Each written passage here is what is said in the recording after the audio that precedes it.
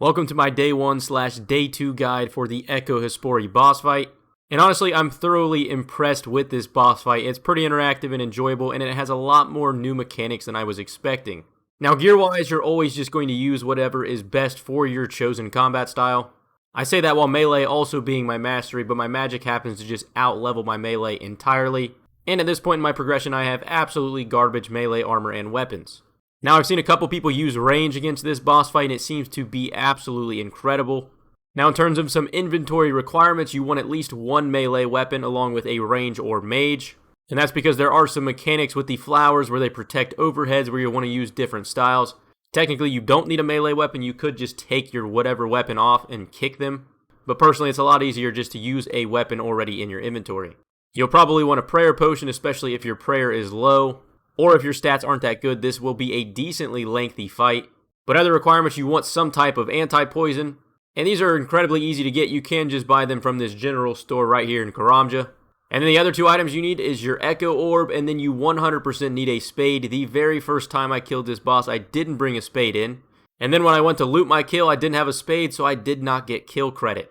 But now with gear out of the way, let's talk some base mechanics before we jump in. The regular attacks, Hespori will use primarily range, and then he'll pretty consistently throw a big magic spell at you every so often. And I'll turn game sounds on so you can hear the distinct difference between both of the attacks. Range is the one you're going to be primarily praying throughout the entire fight and then just consistently flicking to magic every time he uses that attack.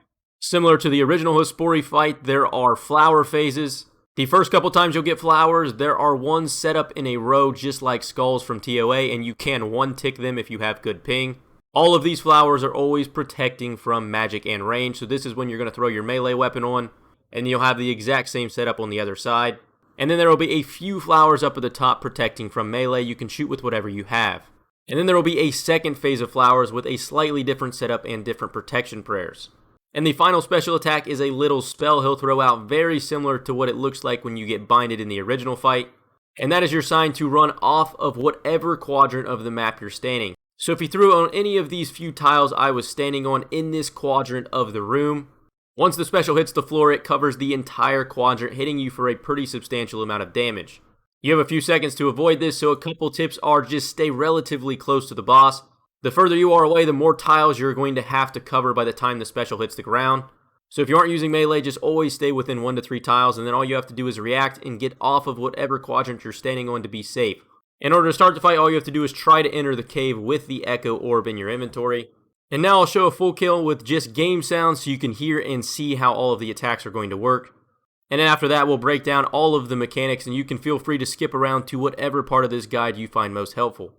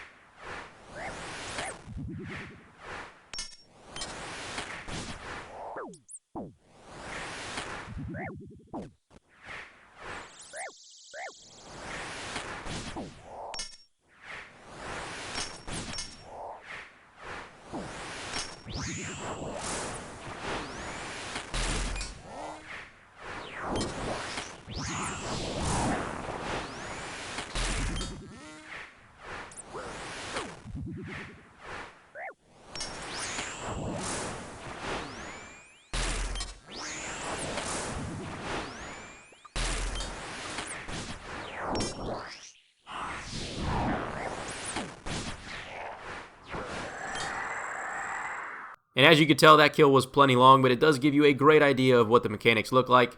You always want to be prioritizing avoiding the floor special attack and then the magic attacks. Yes, if you miss your prayers on the range, they can do some decent damage, and they will always do some chip damage. But if you're up to tier 4 already with your combat masteries, those passive heals do already counteract what the range attack damage does. You really just don't want to take any of the 30 to 40 hits from the mage or the ground attacks. Now if we play everything back, the first special attack you're going to see is the ground AoE effect. And as you can see right there, it's a little pink ball with a blue-teal stream. Just like I mentioned earlier, it shoots out in a similar look to the bind effect in the actual Hespori kill. And there is kind of a dropping sound that's associated with this special attack. But if you're a person who doesn't like playing with game sounds, you see the little stream shot at you, or you start seeing a shadow appear behind you on the ground, that is your idea to get out of the way. And all you got to do is get off that quadrant of the arena and you're safe.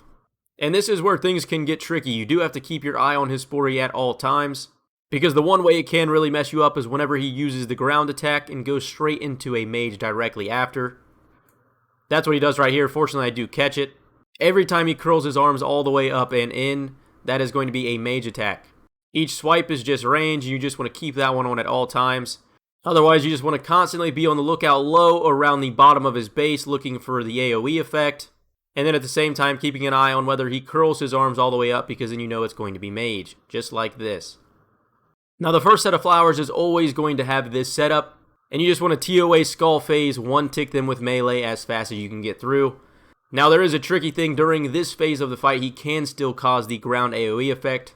You will not have magic attacks, so you can just camp range prayer the entire time, but you do want to keep an eye for the ground attack. Occasionally when you're going around killing each of the flowers, especially on the melee side, you can get caught.